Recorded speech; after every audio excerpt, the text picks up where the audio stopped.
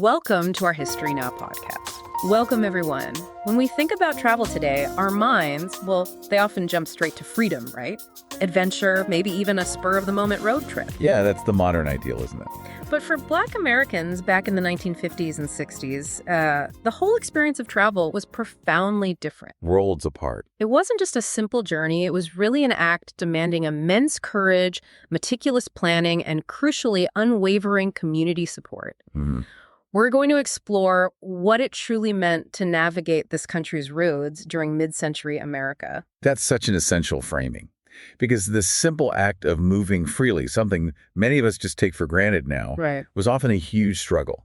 And it's connected to much larger, older historical efforts to control the movement of Black people. I mean, this goes way back from before the Civil War all the way through the Civil Rights era. Wow. Understanding this history, it really does reshape how you view mobility and just how fundamental it is to freedom itself. Absolutely. So what we're getting into today are those significant challenges faced during that era, but maybe more importantly, the incredible systems of resilience, of resistance that Black travelers created. Forged, really. Yeah, forged just to get from one place to another with, basic dignity and safety. It's quite a testament to ingenuity when facing these huge systemic barriers. It really is. Okay, so let's start by maybe painting a picture of what travel was truly like then. This wasn't about enjoying scenic detours, was it? Not at all. It was often about sheer survival. You might assume, listening now, that anyone could just pull into any hotel or gas station along the highway, but that was, it was far from the reality for Black Americans. A dangerous fantasy, really. Indeed. And historical accounts make this incredibly vivid. There's one historian who put it quite starkly, saying it's really, really tough for the majority of Americans to begin to even understand the gut-wrenching horror that is driving in a racist society. Gut-wrenching horror. That's powerful. Mm-hmm. It is. Travelers were navigating this patchwork of hostile environments. It ranged from, profoundly inconvenient to outright deadly. And that hostility, it showed up in very specific, often terrifying ways. Mm-hmm. We know, for instance, segregated accommodations were just the norm. Standard practice. Most hotels, motels, they simply refuse to admit Black guests. Period. Can you just imagine being on a long trip, maybe with your family? Yeah. Hundreds of miles from home and being forced to sleep in your car, or frantically searching for a Black homeowner who might open their doors to you. That was the actual reality. That's right. And then you had communities known as sundown towns. Ah, yes. Sundown towns. For those familiar with this period, these were places sometimes marked by signs, sometimes just understood. An implicit threat. Exactly. Where Black people were warned, implicitly or explicitly, to leave before nightfall, staying after dark. That could lead to severe consequences. Harassment, assault, arrest, or frankly, much worse. The psychological terror of just knowing you weren't welcome and were potentially in danger, immense. And the fear wasn't only from, say, random citizens or property owners, right? Interactions with law enforcement were also a huge risk. Oh, absolutely. What was it about those encounters, even for something minor like a traffic stop or maybe no infraction at all? Well, any stop, any interaction really could escalate without warning. It could lead to arrest on completely false pretenses, violence, even extortion. This is particularly prevalent in the Deep South, but not exclusive to it. Right. And on top of that, just basic services were routinely denied. Restaurants wouldn't serve you. Gas stations might refuse to sell you fuel. Even public restrooms were often segregated or off limits. So finding food, fuel, or even just a safe place to stop for a few minutes on a long journey. It was an immense challenge, often felt insurmountable. It really makes you realize how every single trip was a calculated risk. It's really striking how this fundamental struggle, this fight for simple mobility, isn't just some side note in history. Yeah. You mentioned it connects directly to these pivotal moments in U.S. history. How does that everyday experience, that denial of movement, tie into the bigger national narratives? Well, what's truly fascinating when you look at the analyses and the historical records is how they suggest that from the Civil War straight through to the Great Migration, and then later into the Civil Rights Movement, the ability for Black people to move freely was absolutely central to these huge transformative struggles. Mobility is just fundamentally linked to freedom. You can't separate them. You really can't. And controlling movement was a deliberate, conscious way to control lives. I mean, think about the Fugitive Slave Act. Right. That act, allowing slave owners to retrieve runaway enslaved people, even from northern states, the suffering it caused. It vividly showed Northerners the sheer cruelty of the system. It helped ignite the fuse for the Civil War. It's this recurring theme, you see. Controlling movement is controlling freedom. And the impact of this control, it was so personal for countless families. I've often read accounts like there's one historian remembering her own family's trips. Yeah, those stories are powerful. And she recalls always carrying one of those big green Coleman coolers, the ones... Oh, yeah, classic. Full of fried chicken and potato salad. And it wasn't until much later in her life that she truly understood why. It was because they simply never stopped at restaurants. Didn't stop. Couldn't.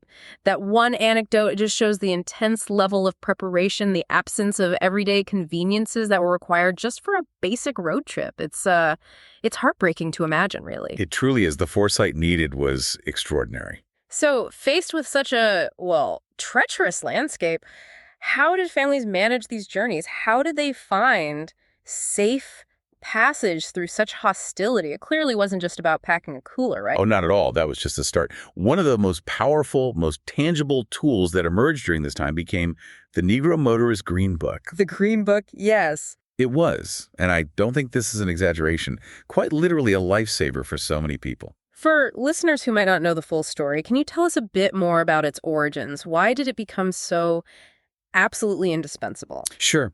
It was a truly remarkable publication. It was first compiled back in 1936 by Victor Hugo Green.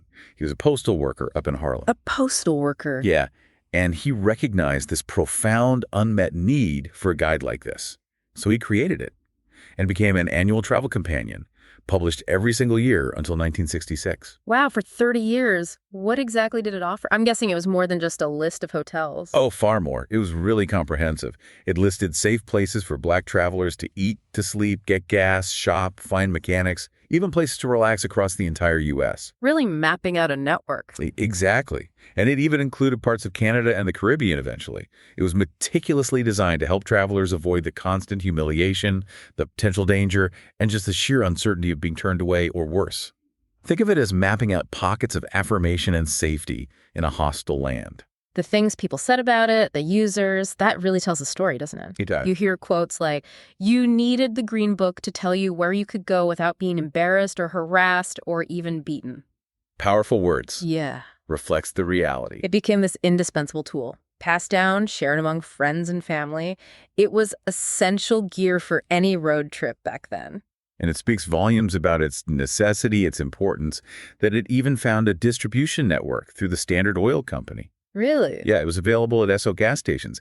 Think about the reach that gave it, the impact. It signals just how widespread the need was. Absolutely. Okay, so beyond having a crucial guide like the Green Book, what other strategies did Black travelers have to employ to protect themselves, ensure their safety on the road? Because it clearly took more than just a list of safe places. It absolutely did. It required an entire philosophy, really. A mindset of cautious, communal planning. It was driven by necessity, yes, but also by incredible ingenuity. This was about survival, sure, but it was also very much about maintaining dignity while in motion. So what are some of those essential methods that really stand out when you look at the historical narratives? Well, one key strategy was simply traveling in groups. Makes sense. Families, or sometimes multiple families, would form caravans. There was undeniable strength in numbers. A convoy was just less vulnerable to those roadside threats or police intimidation. A sort of collective security. And what about preparedness? You mentioned the coolers, but it seems like packing for a trip was almost a military-level operation. That's a good way to put it, actually, knowing that basic services could just be denied at any point. Right. Many travelers packed incredibly extensive supplies. Coolers with food, definitely. Yeah.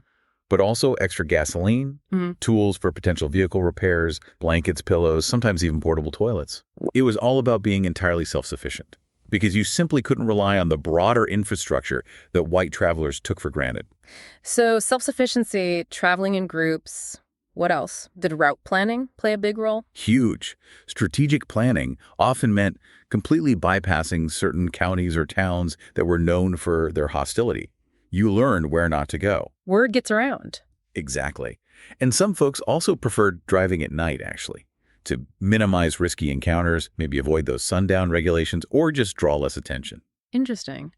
And finally, beyond all the physical preparations, the car packing, the route planning, How did community networks play into this incredible effort? Oh, those informal networks were incredibly valuable. Couldn't overstate their importance. It's like what kinds of networks? Black churches, fraternities, sororities, even just extended family connections. They often provided crucial travel tips, warnings about certain areas, or even offered overnight lodging. Word of mouth became just as important, sometimes maybe even more important, than any printed guide like the Green Book. So it was this decentralized, community-driven system of support. Precisely. Resilience built through connection. As we, explore all this history, it just becomes so abundantly clear that travel wasn't merely a personal necessity back then. It really evolved into a powerful symbol within the broader civil rights movement. Absolutely. It underscored that idea that freedom of movement is just a fundamental human right. Yeah. The very act of asserting the right to move freely, especially through hostile territory, was in itself an act of profound resistance. It was a direct challenge to the systems of oppression. And a really powerful example of that connection comes from the Freedom Riders in 1961. Yes, the Freedom Rides, a pivotal moment. These were interracial groups of activists, and they purposefully traveled by bus through the South. Their specific goal was challenging segregation in interstate travel facilities. That was exactly the point. Yeah. Bus stations, waiting rooms, restrooms. And what did their journey ultimately illuminate about this whole struggle? Well, they were met with just brutal violence.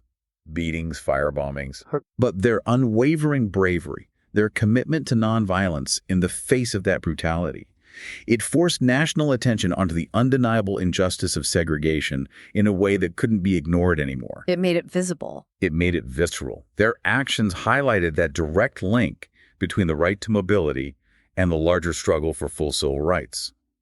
Their journeys exposed the ugly truth for the entire nation and the world to see.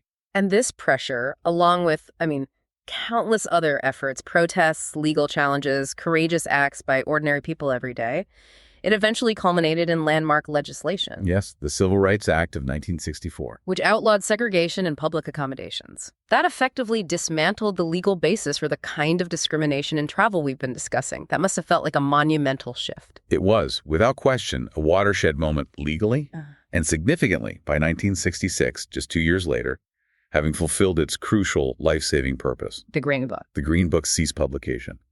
Its end was, in a way, a testament to the significant progress that had been made, legally at least. A bittersweet ending, in a way. It is. So it's really important to remember, of course, that the struggle for true equity, for genuine freedom of movement, both legally enforced and just lived reality, continued, and in many ways still continues far beyond that point. The book itself became this powerful historical artifact of a time we must never, ever forget. Absolutely. Thank you so much for joining us on our History Now podcast. We really hope this exploration has given you some new insights into the sheer determination, the resilience, the spirit that shaped so much of our shared experience. Thanks for listening.